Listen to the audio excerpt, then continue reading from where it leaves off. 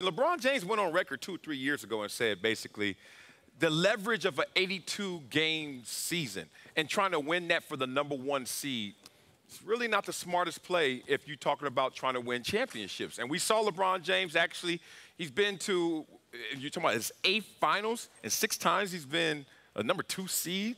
Think about it. Like, the guy's like, I don't even care if I have home court advantage because I want to make sure I take care of my body for that long marathon. So to say now, last year people said he was done, and now this year people were saying he's done, and just last series people were saying it's the best version of LeBron James.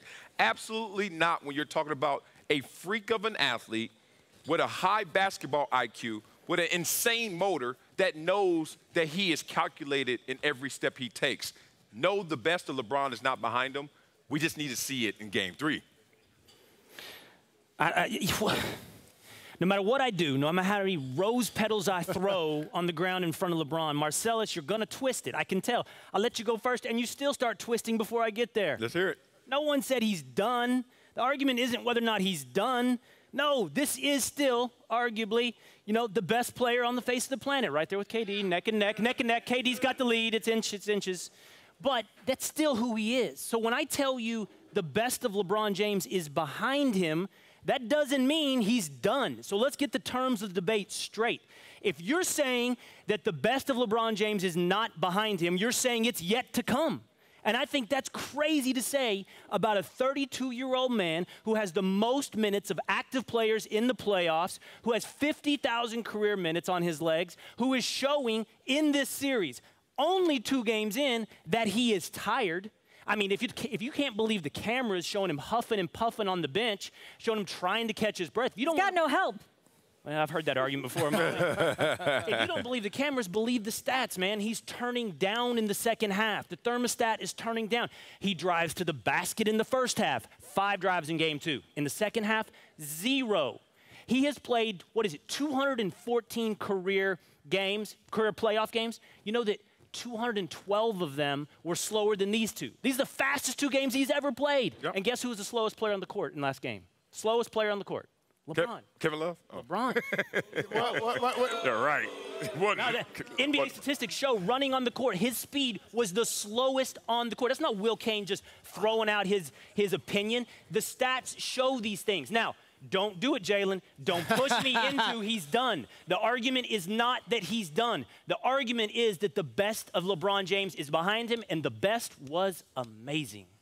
This is why we can't allow analytics to trump the eye test. Because wasn't Zaza Pachulia on the floor? You cannot tell me that LeBron James wasn't running faster than me. So I don't even care what metric that is. Yep. Number 1.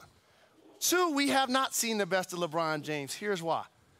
He's going to actually be the guy that passes Kareem Abdul-Jabbar's all-time leading mark as the scoring champion of the NBA. And for that to happen, he's going to have to average 25 points consistently over the next handful of years. He can do that. He will do that. The Cleveland Cavaliers, wherever LeBron's playing, he's still going to be a high-shelf player.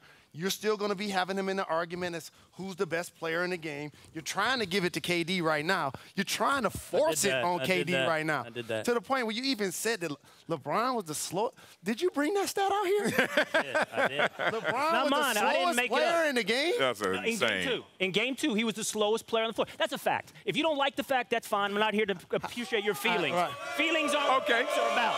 That's a fact.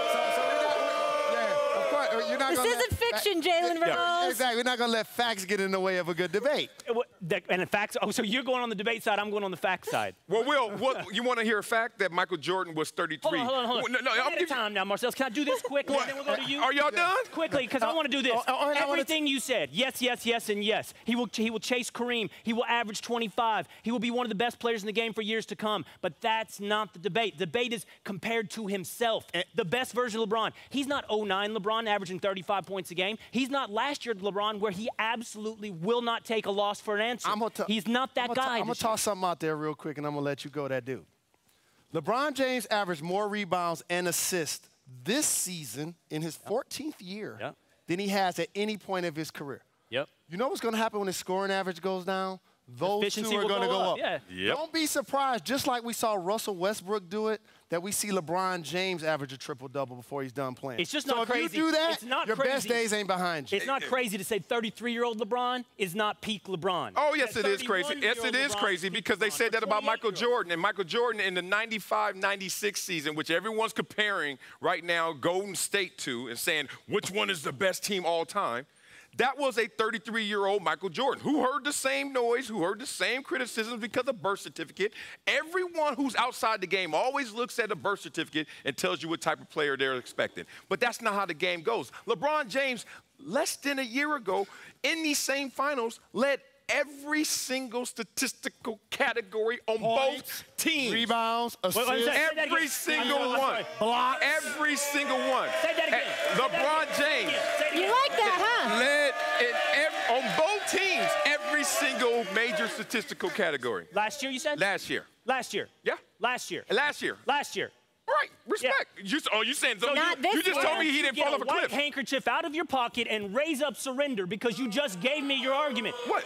My argument is You just told me he didn't fall off a cliff, so how come this year is so far different from last year when he has a triple-double already in a bad game, the slowest game ever by an NBA player, and then he also had 28, 15, and 6. How in the hell is he falling off a cliff? fellas, I don't know how we're miscommunicating here. The argument is clearly, is peak LeBron to come? Are we in peak LeBron now? And my argument is clear. Peak LeBron is past us. So thank you, Marcellus. Thank you, that dude, for giving me last year's stats because you have given me further ammunition. I can't to give support you. my I can't argument. give you game 3 through game 7. Then it's going 7. I can't give you game 3 through game 7 stats yet. But trust me, if he's already starting with a base of 28, 15, and 6 and a triple-double, when everyone is bowing down, say, oh my God, Steph, amazing game, KD, amazing game. Y'all forgetting because LeBron lost and didn't have support that LeBron had amazing games as well.